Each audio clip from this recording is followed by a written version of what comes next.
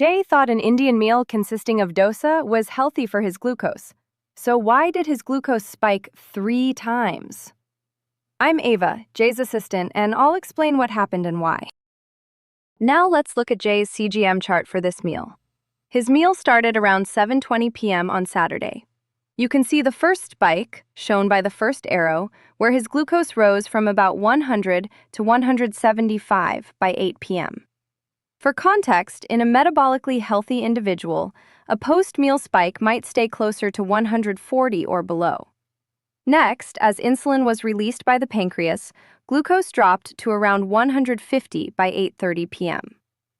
But then something interesting happened. At 9 p.m., the second arrow shows glucose rising again, a second spike, reaching about 180. By around 10 p.m., the third arrow shows a sharp drop back down to 97. This type of rapid drop is when some people may suddenly feel tired, sleepy, or low energy. But the most interesting part came later. At 1 a.m., the fourth arrow shows a third spike occurring overnight.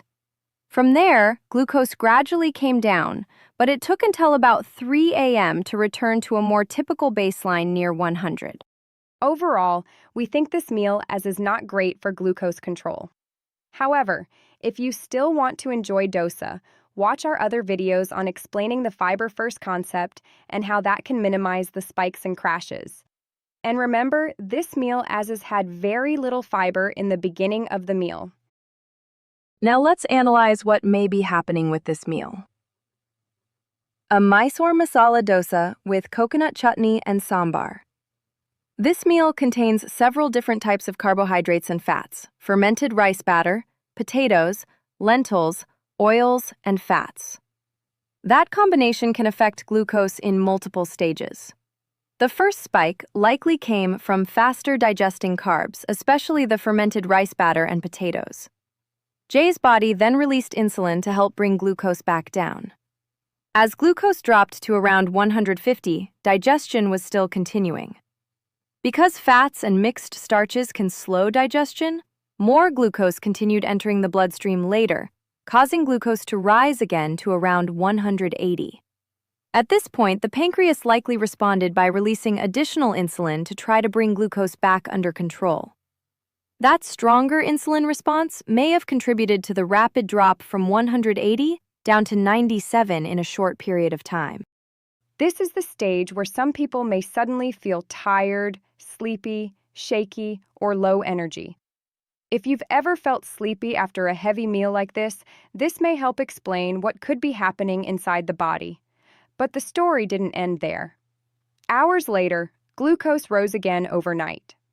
This may happen because with a complex meal like this, the digestion is still continuing for hours after the meal, especially with higher fat content, while the liver may also release stored glucose when it senses glucose levels dropping quickly.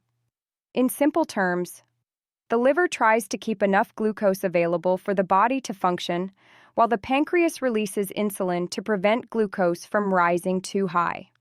When glucose levels rise and fall dramatically, these systems can sometimes overcompensate. That's one reason why reducing large glucose fluctuations is important for overall metabolic health. We hope this video showed how a simple dosa meal can impact glucose response. If you'd like to see more CGM testing on different cuisines and everyday foods, make sure to subscribe. Thanks for watching, and we'll see you in the next video.